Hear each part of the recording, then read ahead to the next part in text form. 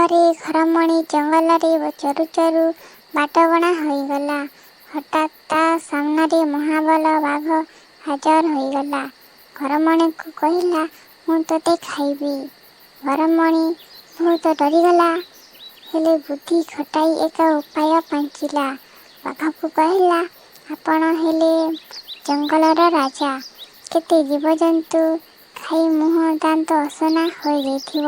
ଆପଣ ଯାଆନ୍ତୁ, ପ୍ରଥମେ ଝରଣା ପାଣିରେ ମୁହଁ ଧୋଇବେ ଏବଂ ଝରଣା କୂଳର ମୁମୁନିଆ ପଥରରେ ଦାନ୍ତକୁ ପଦେଇ ଆସି ମୋତେ ଖାଇବେ। ଠିକ୍ ଅଛି କହି ବାଘ ଯେମିତି ଝରଣା କୂଳକୁ ଯାଇଛି, ଘରମଣି ଛୁ ମାରିଲା। ହେଲେ ଯାଉ ଯାଉ ସନ୍ଧ୍ୟା ହୋଇଗଲା ଏବଂ ଘରମଣି ଗୋଟିଏ ଗୁମ୍ଫାରେ ଆଶ୍ରୟ ନେଲା। ସେଠାରେ ଥିଲା ସିଂହର ଘର। ସିଂହ ଯେମିତି ଗୁମ୍ଫାରେ ପଶିଛି, ଦେଖିଲା ଅନ୍ଧାରରେ ଆଖି ଦୁଇଟି ଚକ୍ ଚକ୍ କରୁଛି। ଗର୍ଜନ କରି ପଚାରିଲା, କିଏ ରେ ତୁ? ଘରମଣି ଭାବିଲା, ଏବେ ନିଶ୍ଚୟ ଜୀବନ ଯିବ। ତଥାପି ଏଥର ମଧ୍ୟ ସାହସ ସଞ୍ଚୟ କରି କହିଲା, ମୁଁ ଧପଧପ ରାଜା। ମୋ ସିଂହ ଦିଟା ଗୋଜା। ଏକ ସିଂହରେ ଗଜକୁ ଭାଙ୍ଗେ, ଦ୍ୱିତୀୟ ସିଂହରେ ସିଂହକୁ ମାରେ।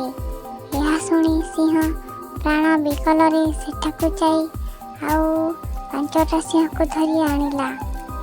ତାର ଗର୍ଜନରେ ଗୁମ୍ଫା ଥରି ଉଠୁଥାଏ।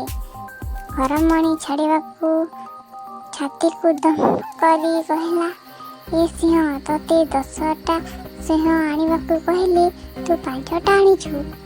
ଆଃ, ତୋତେ ଆଗ ଖାଇବି। ଏହା ଶୁଣି ସିଂହମାନେ ଭାବିଲେ, ଏ ସିଂହ ଆମକୁ ଏଠାକୁ ମାରିବା ପାଇଁ ଆଣିଛି।